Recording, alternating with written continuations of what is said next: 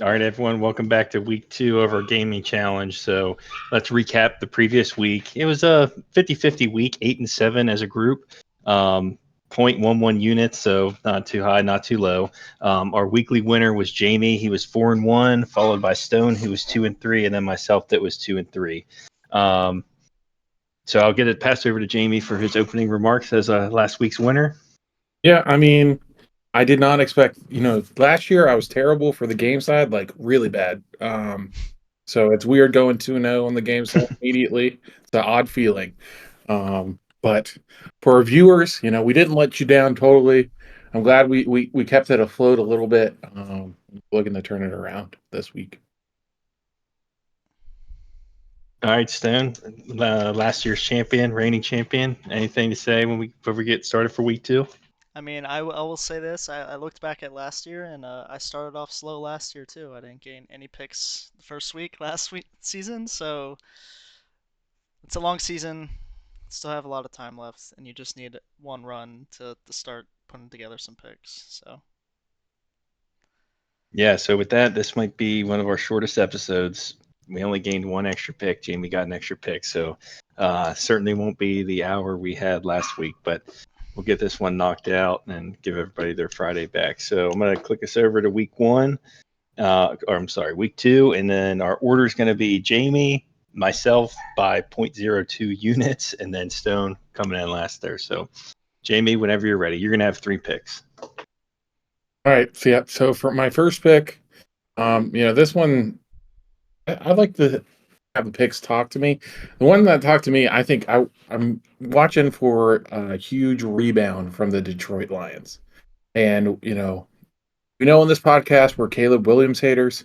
So Detroit's playing the Bears. I'm taking that -6.5 at -102. They're at home. They played terrible against the Packers. Packers look to be a really good team. I do not think the Bears are that good. I think they get the run game established and they won by a touchdown. yeah, I think Connor and I were talking during the Bears game, and Caleb Williams really looked like he turned it around for about 20 plays. The 20 plays that were scripted by Ben Johnson. So yeah, I thought there might be some hope, but it's quickly fading for Caleb Williams. Yeah, he's been quite a polarizing figure too. It's like depending on who you're listening to, they either love him or hate him, and it's just a really mixed bag last week when night and day, first half of the game, second half of the game. But that'll get it turned over to me. I had one that spoke to me as well. I could not believe this line. Um, I think the Chiefs start off 0-2. I don't think they have a lot of wide receiver help. Xavier Worthy's not didn't look good. Ran into Travis Kelsey. Travis Kelsey looked slow. Didn't make much separation. And Philly is only laying 1.5 at -105. I normally wait until we get the podcast done to put all these in on my own, on my own profile and stuff like that. But I locked this one in because I think this thing is moving. Running One and a towards it. half. Yeah, I think they run all over them. I think it looks bad. I think the big article next week's going to be Chiefs 0-2, dynasty over. Wow. I don't Jalen know. I Carter don't is, know if dynasty over, but yeah. Yeah, 17 game season, 18 weeks, lots of time. But Jalen Carter, I expect him to be very angry. Mm. So I don't anticipate a lot of running yards from the Chiefs, rush yards. all right. For my next one, I think this podcast is also Cowboy haters, but Mm. you cannot possibly bet against the Cowboys at home, -4.5 against the Giants at -118. Dak Prescott has won like the last 12 games in a row against the Giants. Brian Daboll is 0-6 against the Cowboys. I just think they're gonna come back. They didn't look that bad. They were just playing an elite Eagles team that kind of embarrassed them a little bit. But I think Dallas comes back and wins by a touchdown or more against the Giants and Russell Wilson, who just looks absolutely terrible. Yeah, I mean, speaking about the other game, the Chiefs, that's the only thing is the Dallas did move the ball against that Eagles D, and Jalen Carter can't cover up for everything. So There is some exploitable things with the Dallas's offense, and New York is not that good. All right, Jamie, we got pick 2 coming up. All right, pick 2. I want to get this one on the board because I feel like Stone would be all over this one. I'm surprised you didn't pick this. I'm going to do the Chargers over 24.5, their team total, versus the Raiders.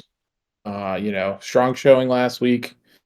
And I don't think the Raiders are particularly strong. I mean, Geno didn't look too bad, but they were also playing a pretty weak the New England team last week. So I think the Chargers can get that done.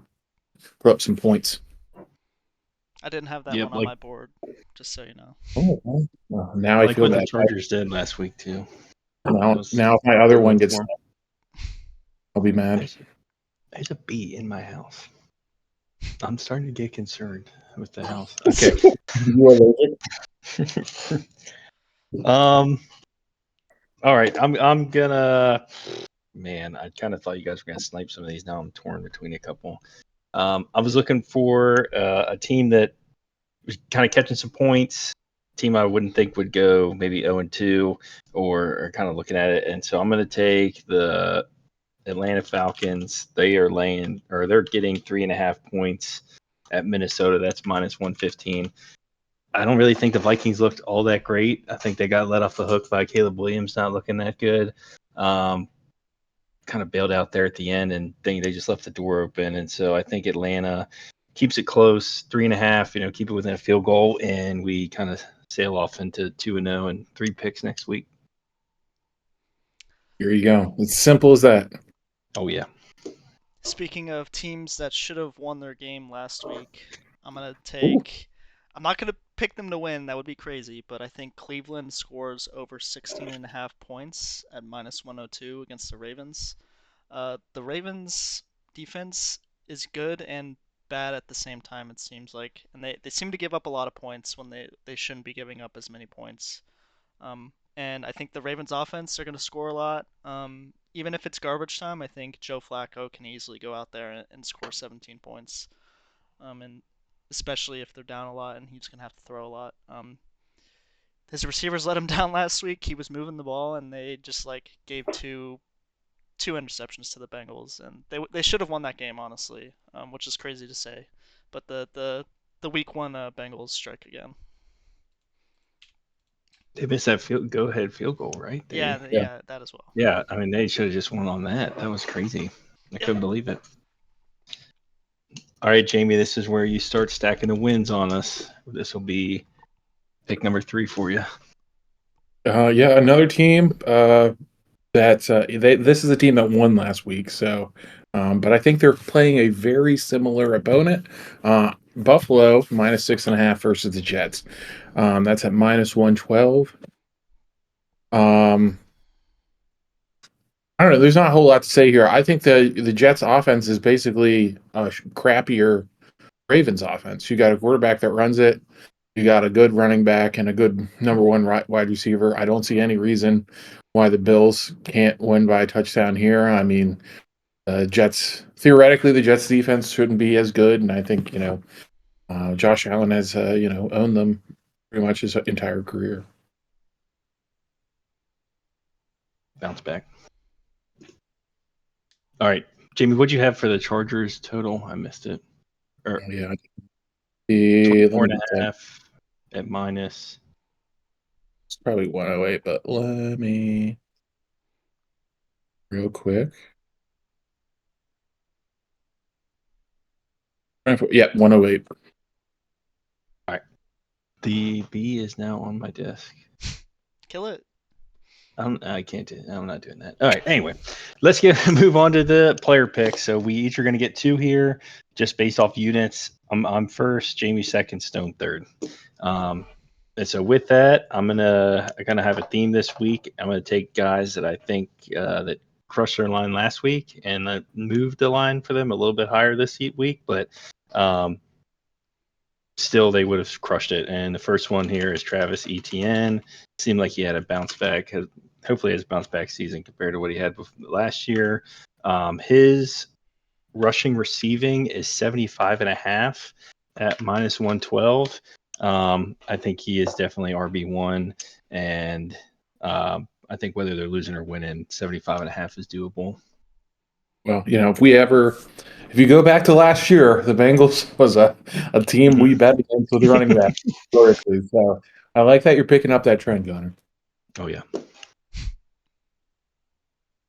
All right, and so, Jamie, you're second on the player side.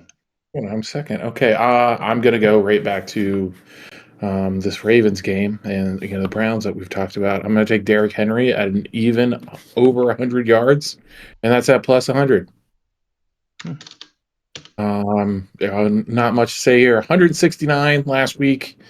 The line for this game is 12 points. So, they expect the Ravens to blow him out. If the Ravens blow him out, I don't see why he doesn't get 20 carries. If he gets 20 carries, that's 100 yards. He had 73 in one game and 120 in the next game versus the Browns last year. So I think this is accomplishable. Just whether he gets it, whether the game stays tight enough where they just don't pull him and put backup in or something. I'm gonna keep the running back trend with my pick. I picked this player last week and he kind of let me down, but the Carolina defense made Travis Etienne look like a superstar, and we all saw last season he's not a superstar, as much as you might like him, Connor. But I'm gonna take James Conner over 65.5 rush at minus 112. Let's see if picking the same player back to back, losing the first week and then picking him again, bites me this time. All right, I was gonna say that was it the same. Let me check. I feel like I think it was like 67. 60, yeah, a little bit more.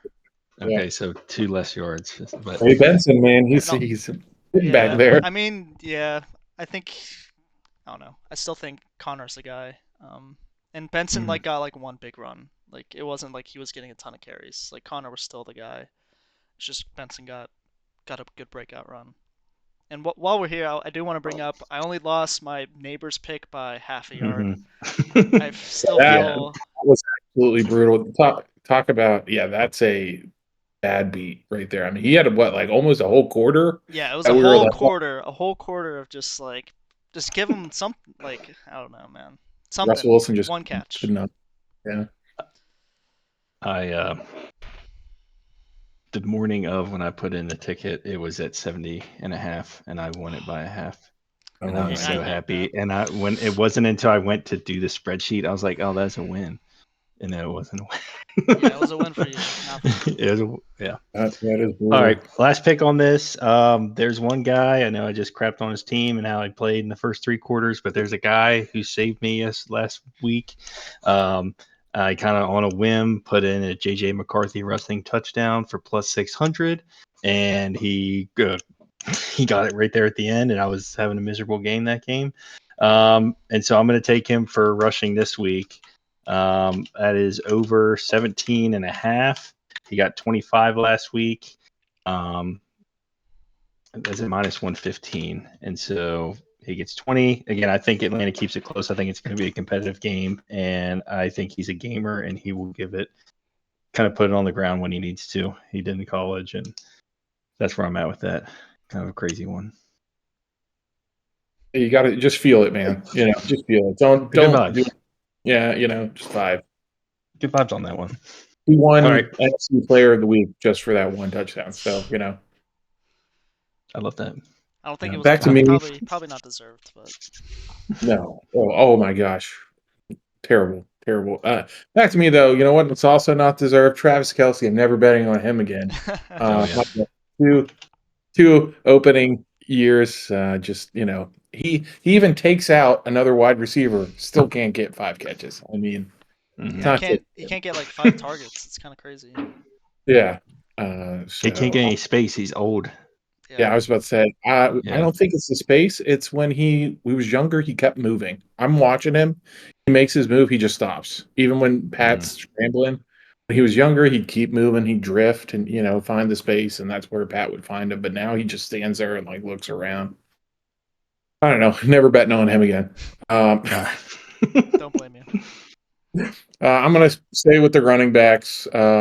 and talking about teams that they need to get back to where they were. I want Jahmyr Gibbs 70 plus rushing yards, and that's at -108. If they do not get the running attack back on track, I mean, Detroit's going to have a long year. And I think the Bears, they're playing Jordan Mason, backup, and he cut them for what, almost 50 yards. So I think Jahmyr, a top running back, should be able to slice him up. Yeah, I like that. I looked at the Montgomery line, which is at 44 yards, and I think he has a bounce back game. But I ended up not taking it, and I'm going to take this one instead. DK Metcalf, revenge game, over 68.5 receiving yards at -111. I just think he's going to go out there and he's going to have a good game. Especially because Aaron Rodgers loves throwing to his number one guy. We saw last year Garrett Wilson, when it was just him, got a ton of targets. Devontae Adams, when he was at the Packers, Jordy Nelson, even further back, like his number one receiver gets a ton of targets. And Metcalf crushed this line last week when he had Sauce Gardner, one of the best corners in the league, shadowing him the whole game. So I think this is a super easy line for him to get. I think he's going to be motivated and want to go out there and put up a big game against his former team that traded him away.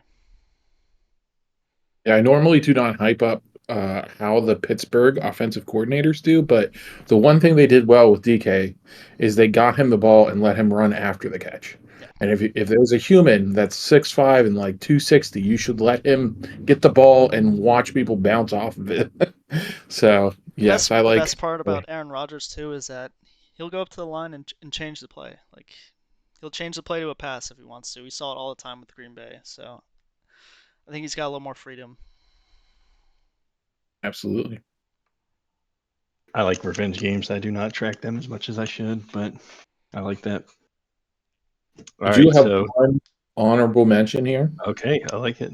Or this is something I used on the shuffle, and I want to get it out there because I can't use it for the TD. Okay. Derrick Henry, first half TD, is a +125.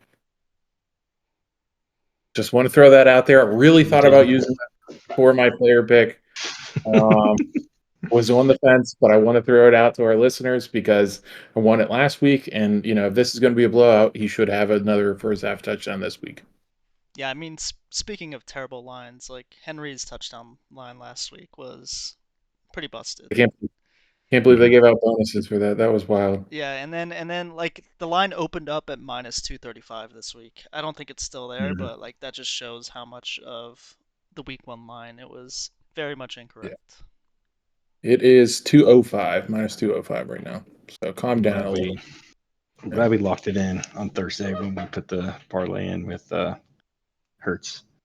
But with that, let's take us over to the touchdown parlay. So I was the only one that let us down. Trey McBride, like he did all year last year, dominated the game, never got in the end zone, and Hurts and Henry both scored. So hopefully you did a round robin on that. You made some of your money back. But with that, what we'll do this time is we'll go based off of odds. So we'll go Stone first, Jamie second, and then I'll go third because I was a loser. All right, going back to another player that scored a ton of touchdowns last year, David Montgomery. His line's at -105. Sounds like I just took Connor's guy. I was looking at him too. Oh. But what? If you look at this line, like his lines for touchdowns last year, it was similar to Derrick Henry, where it was like getting close to -200 lines, just because the Lions' offense was elite. He was there, like when they were up, they were giving him the ball. He was scoring touchdowns. I think, like we mentioned earlier, I forgot, was it who took the Lions bounce back? I think it was Jamie. Yeah. Yeah, I think they're going to come back. They're going to run the ball. Chicago rush defense isn't that good, and I think Montgomery's gonna have a big game. I think he's gonna get in the end zone. Yeah, he's their short yardage guy. I mean, they don't want Jahmyr in there getting hurt on like a 1-yarder. So I like it, and I was definitely looking at that line. But I don't want to be. I want to be diversified. So I'm glad you took it.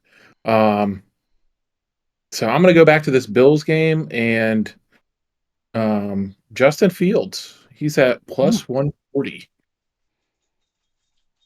for a quick scamper. I see if they get close, they'll read option, run in there, bounce off a couple people. Like it. Are you gonna do quarterbacks all year? Are you just gonna? He's gonna take If all the he rushing wins- quarterbacks first. I was Because about I to say, if thought he you had wins- Allen too. I feel like that must have been the other That's next other week. group. That's Okay. next week. What's he at this week? Probably like minus like 120. He is. Yeah. In case you want to take him, minus 135. No, I don't want to take them. I'm gonna try to keep the plus numbers, save some people later down the line. See if you guys forget any. But I didn't really have a good backup. I was gonna pick David Montgomery, and so I'm gonna just take ETN again, and that's at plus 110. Just fade the Bengals defense to not look like world beaters or like they knocked down Joe Flacco last week. And so with that, the three of them together plus 884. Hopefully we could put that together, lock those in before that Montgomery line changes. It seems like all three of us were thinking that. Stone, any closing remarks as our reigning champion? We're all gonna have a bounce back week, and it's gonna be a longer episode next week when we all have an extra pick. Jamie, anything to add before we close out? Commanders had a tough week. We need to bounce back next week, but give Bill Krosky Merritt the ball. Well, they have to now. Yeah. Yeah, they have to now. Not sharp. A lot of things looking kind of weird. But that's the Brad Robinson trade doesn't look so good anymore. It does not. No. But we'll see. All right, that's it. We will see everybody next week, and hopefully we make some money this weekend.